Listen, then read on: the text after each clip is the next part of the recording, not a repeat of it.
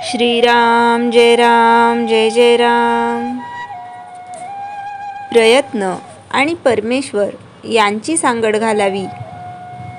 जगात कुणीही सुखी नाही असे समर्थ सांगतात, पण एखादा राजाच्या पोटी जन्माला आला म्हणून सुखी झाला असे आपण मानतो। खाण्यापिण्याची अडचण नसली म्हणजे त्याला इतर काळज्याच नाहीत असे म्हणून कसे चालेल?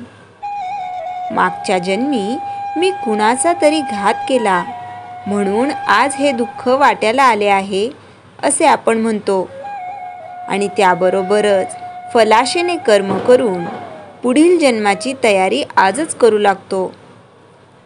पण त्यातून सुटण्याचा काही मार्ग दिसत नाही। कर्मामध्ये आजवर मोठे मोठे लोक गुंतून राहिले आहेत। जन्माला आलो तो जन्माचे सार्थक करून घेण्याकरता, पण या फेऱ्यातच आपण अडकून पडलो तर काय उपयोग? आपण एखाद्या कापडाच्या गिरणीत गेलो तर म्हणतो काय धोटे फिरतात, परंतु फिरवणारा तर दुसरीकडेच असतो। त्याप्रमाणे देहाचे देहपण जीव असेल तोपर्यंत, त्यामधून तो जीवात्मा नाहीसा झाला की देहाचे देहपणही नाहीसे होते। आत्म्याच्या संयोगाने सर्व काही चालते। एका गृहस्थाला फार काम असे, जेवायलाही फुरसत मिळत नसे। त्याच्या आईने त्याच्या खिशात बदाम, खडीसाखर, वड्या अशा जिन्सात टाकल्या आणि सांगितले की येता जाता काम करता करता एक एक तोंडात टाकीत जा। त्याप्रमाणे संतांनी आम्हाला नामरूपी खाऊ दिला आणि सांगितले की येता जाता काम करता करता हा तोंडात टाकीत जा, म्हणजे लोभाची भूक लागणारच नाही, फार सुख होईल। एका गृहस्थाचे त्याच्या भावाशी भांडण होते। त्याने जेव्हा आपले मृत्यूपत्र केले तेव्हा त्यामध्ये लिहिले की माझ्या शवाला माझ्या भावाचा हात लागू नये। काय ही देहबुद्धीची पराकाष्ठा! आज आपल्याला जे करणे योग्य आहे ते करायचे सोडून मनुष्य कालचे आणि उद्याचे पाहत बसतो।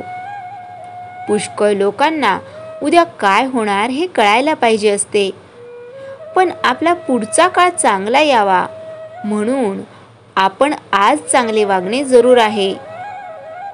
तसे न करता मागच्याचा किंवा पुढच्याचा विचार करीत बसणे म्हणजे जे करू नये ते करणे, हे मायेचे लक्षण होय। मायेच्या तावडीत जे सापडलेले आहेत ते लोक करू नये ते करतील आणि उद्याची काळजी करतील। मनुष्याची एक स्थिती कधीच कायम राहत नाही। आजची वाईट स्थिती जाऊन चांगली स्थिती उद्या न परवा येणारच असते, पण आपला प्रयत्न आपण कधी सोडू नये। व्यवहारात नेहमी प्रयत्न आणि परमेश्वर यांची सांगड घालावी। कर्माचा हेतू जाळून टाकावा ही पुढची पायरी। रामाच्या इच्छेने सर्व काही होते ही दृढ भावना ठेवून मरणाची भीती बाळगू नये आणि जाण्याची काळजी करू नये। नेहमी नामस्मरणात राहण्याचा प्रयत्न करावा।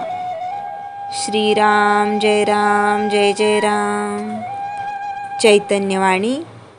कर्तव्य असावे तत्पर, मुखी नाम निरंतर। श्रीराम जय जय राम। जयाच्या जनी जन्मनामार्थ झाला, जयाने सदा वासनामात केला।